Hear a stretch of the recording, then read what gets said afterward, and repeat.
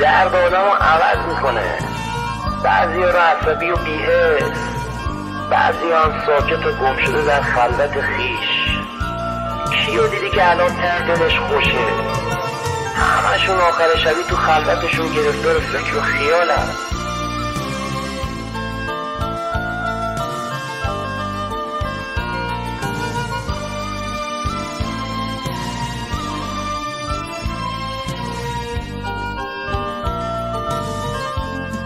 Remix by ایمان حاجی نژاد. گنجیش کاری بی نام و نشون، برنده های بی هم زبون. بهتره دیگه بری خونتون، دردتون نخورد به دردمون.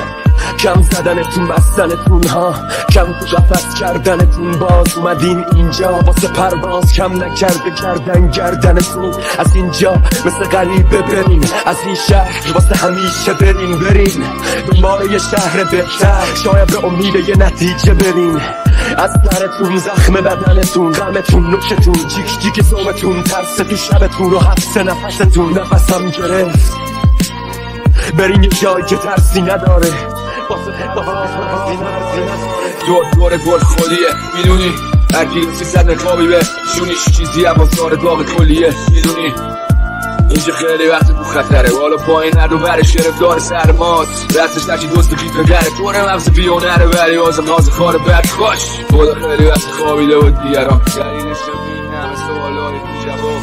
بچه یکی که میگه خواهش، یکی بخر با جای بیگناهش. میدونی چیه ها؟ منم با این دنیا لجم، با پول لجم، با خلق دو پای بچه. زد دفعه کردم سی و بچه دیگه تشه دستم کچه.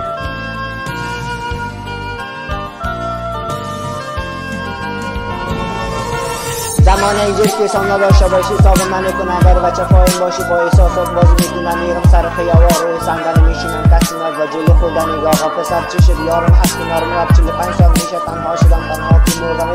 یه بار که زنگ میزنم اصلا گوشی رو جواب نمیداد، عکساش میگه که ولی دست من گاز میگرفتم. آخر چرا ردی تنها مارا یه گیریه کردم، شبا خوابم نمیرم، میرم سوش خریدار تنها. فکر خیالم کیاسی، فکر خیالم کیاسی.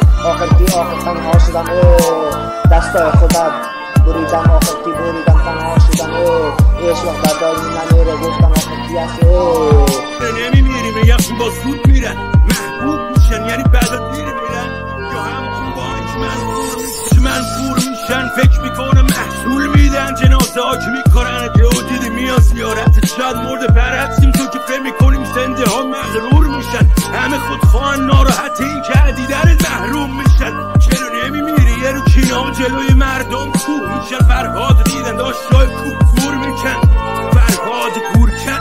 بالاخره یه تونل پیدا میشه، همه توش میرن. خوشحال شدن تش نور دیدن، خوشحال شدن تش نور دیدن. ولی چراغ قطاری بود که داشت با سرعت و بور میکرد. چرا نمیمیری؟ هیچ کس نمیسوزه دلش به حالم، وقتی خوبی ها نمیاد به چشم عالم. تنهاییام مثل بهشت بستم، هیچکی نمیکنه تر خور برام. میخوانه از چراغ تک قول رو، دگه میخوای خودو نخوان خفه خون برات. بعد جوری را بری یه موقع بعدشون نیاد. صافونه که برگشت کیف در ورد گفت بارو خسته کردیم، بزنیم به چارت نزاریم برگردم. من با حکم جلد و قطعی گفتیم حاجی مکه رفتی، مرگ حکی که دوست داری شب عیدی نزار هیرون رو در به در شد.